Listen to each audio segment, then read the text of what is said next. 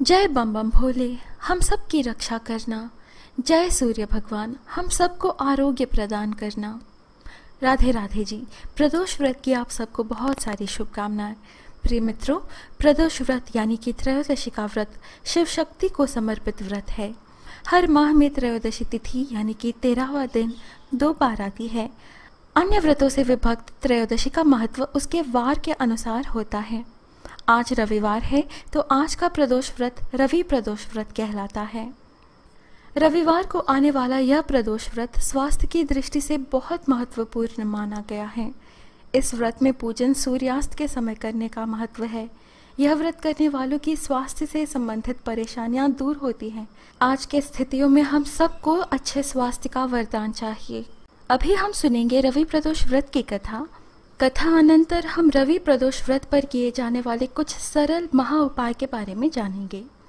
रवि प्रदोष व्रत की कथा। एक समय सर्व प्राणियों के हितार्थ परम पावन भगीरथी के तट पर ऋषि समाज द्वारा विशाल गोष्ठी का आयोजन किया गया। इस सभा में व्यास जी के परम शिष्य पुराण वेत्ता सूत जी महाराज हरि कीर्तन करते हुए पधारे। सूत जी को आते हुए देखकर शौनक आदि 88,000 ऋषि मुनियों ने खड़े होकर दंडवत प्रणाम किया। महाज्ञानी सूत जी ने भक्तिभाव से ऋषियों को हृदय से लगाया तथा आशीर्वाद दिया। विद्वान ऋषिगण और सब शिष्य आसनों पर विराजमान हो गए। शौनक आदि ऋषि ने पूछा, हे पूज्यवर महामते, कृपया यह बताने का कष्ट करें कि मंगलप्रद कष्ट निवारक यह व्रत सबसे पहले किसने किया और उसे क्या फल प्राप्त हुआ। श्री सूत जी बोले, आप सभी शिव के परम भक्त हैं। आपकी भक्ति को देखकर मैं व्रती मनुष्यों की कथा कहता हूँ, ध्यान से सुनो। रवि प्रदोष कथा। एक गांव में अति दीन ब्राह्मण निवास करता था। उसकी साध्वी स्त्री प्रदोष व्रत किया करती थी। उसे एक ही पुत्र रत्न था। एक समय की बात है, वह पुत्र गंगा स्नान करने के लिए गया। दुर्भाग्यवश मार्ग में चोरों ने उसे घेर लिया और वे कहने लगे कि हम तुम्हें मारेंगे नहीं, तुम अपने पिता के गुप्त धन के बारे में हमें बतला दो। बालक दीन भाव से कहने लगा कि बंधुओं, हम अत्यंत दुखी दीन हैं, हमारे पास धन कहाँ है। तब चोरों ने कहा कि तेरे इस पोटली में क्या बंधा है। बालक ने निसंकोच कहा कि मेरी माँ ने मेरे लिए रोटियां दी हैं। यह सुनकर चोरों ने अपने साथियों से कहा कि साथियों, यह बहुत ही दीन दुखी मनुष्य है, अतः हम किसी और को लूटेंगे। इतना कहकर चोरों ने उस बालक को जाने दिया। बालक वहां से चलते हुए एक नगर में पहुंचा। नगर के पास एक बरगद का पेड़ था। वह बालक उसी बरगद के वृक्ष की छाया में सो गया। उसी समय उस नगर के सिपाही चोरों को खोजते हुए उस बरगद के वृक्ष के पास पहुंचे और बालक को चोर समझकर बंदी बना राजा के पास ले गए। राजा ने उसे कारावास में बंद करने का आदेश दिया। ब्राह्मणी का लड़का जब घर नहीं लौटा तब उसे अपने पुत्र की बड़ी चिंता हुई। अगले दिन प्रदोष व्रत था।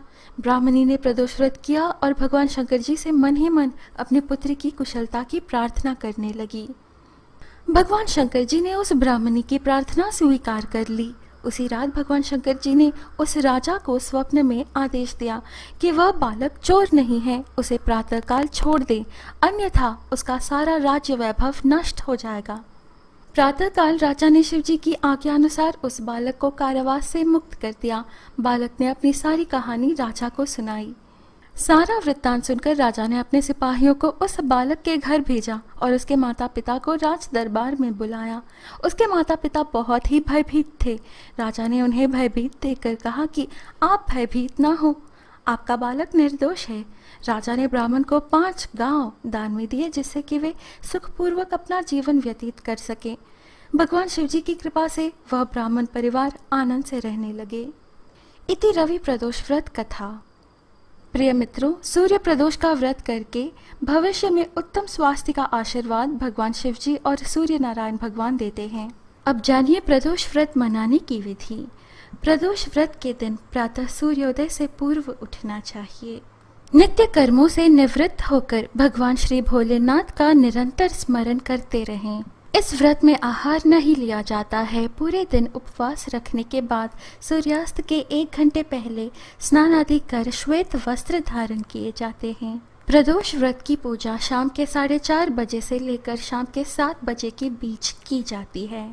अपने घर में पूजा स्थल को गंगा जल या स्वच्छ जल से शुद्ध करने के पश्चात हो सके तो गाय के गोबर से लीपना चाहिए और मंडप तैयार करना चाहे तो आप यह पूजा शिव मंदिर में भी जाकर कर सकते हैं। मंडप में 5 रंगों का उपयोग करते हुए रंगोली बनानी चाहिए, क्योंकि 5 संख्य भगवान भोलेनाथ को अति प्रिय है। पूजन की सभी सामग्री एकत्रित कर लें, उत्तर पूर्व दिशा की ओर मुख करके बैठ जाएं और ओम नमः शिवाय का जाप करते हुए भगवान शिव जी को जल चढ़ाएं। इस दिन भगवान शंकर जी, माता पार्वती, श्री गणेश जी और नंदी जी को पंचामृत व गंगा जल से स्नान करवाना चाहिए। इसके अनंतर बेलपत्र, गंध, अक्षत, फूल, धूप, दीप, नैवेद्य यानी भोग लगाना चाहिए। फल, पान, सुपारी, लौंग व इलायची आदि अर्पित करना चाहिए। भगवान शिव जी की 16 तरह की सामग्री से पूजा करनी चाहिए। इसके बाद 8 दीपक अलग अलग दिशाओं में जलाना चाहिए और दीपक रखते समय हर प्रत्येक बार प्रणाम करें। कथा समाप्ति के बाद हवन सामग्री मिलाकर 11, 21 या 108 बार ओम ह्रीम क्लीम नमः शिवाय स्वाहा मंत्र से आहुति दें। इसके बाद शिवजी की आरती करें, फिर उपस्थित जनों सभी में प्रसाद वितरित करें। इसके बाद ही भोजन करें। अब जानिए खास उपाय जो रवि प्रदोष व्रत के दिन किया जाए तो उत्तम स्वास्थ्य, धन लाभ और यश, कीर्ति और पदोन्नति में बढ़ोतरी प्राप्त होती है। आज के प्रदोष व्रत के पूजा के शुभ मुहूर्त में आप पूर्व दिशा की तरफ मुंह करके लाल आसन पर बैठें तथा एक तांबे के लोटे में जल भरकर रखें।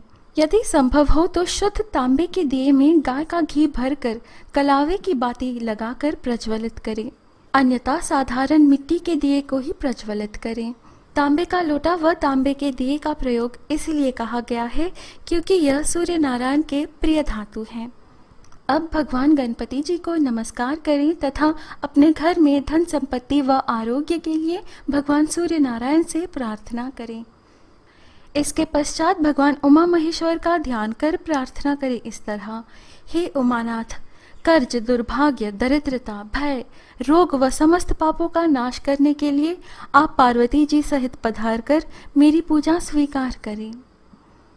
महामृत्युंजय मंत्र का जाप अवश्य ही करें, कम से कम 18 बार या हो सके तो 108 बार आज आप अवश्य समय निकाल कर करें। ओम त्र्यंबकम यजामहे सुगंधिम पुष्टिवर्धनम उर्वारुकमिव बंधनात् मृत्योर्मोक्षीयमामृतात्। इस मंत्र का अर्थ है हम त्रिनेत्र को पूजते हैं जो सुगंधित है, हमारा पोषण करते हैं। जिस तरह फल शाखा के बंधन से मुक्त हो जाता है वैसे ही हम भी मृत्यु और नश्वरता से मुक्त हो जाएं। पूजा के बाद अपने पिता या पिता की उम्र के समान व्यक्ति के चरण स्पर्श करें। ज्योतिष शास्त्र में सूर्य को पिता के कारक कहा गया है, इसलिए पिताजी या पिता के समान लोगों को सम्मान देना हमारी कुंडली में सूर्य को और मजबूत बनाता है। सूर्य को सुदृढ़ करने का यही सबसे उत्तम मार्ग है। इसके अतिरिक्त आज आप नमक का सेवन बिल्कुल ना करें। मीठा भोजन कर सकते हैं, जैसे कि दलिया हो या ओट्स हो, उसमें चीनी मिलाकर खाएं। यह स्वास्थ्य के लिए भी बहुत अच्छा है और इस बढ़ती गर्मी के मौसम में भी शरीर को यह ठंडा रखता है। फलाहार अवश्य ही कर सकते हैं। इसके अतिरिक्त नेत्रहीन लोगों को दान करने से सूर्य नारायण बहुत ही जल्द प्रसन्न होते हैं।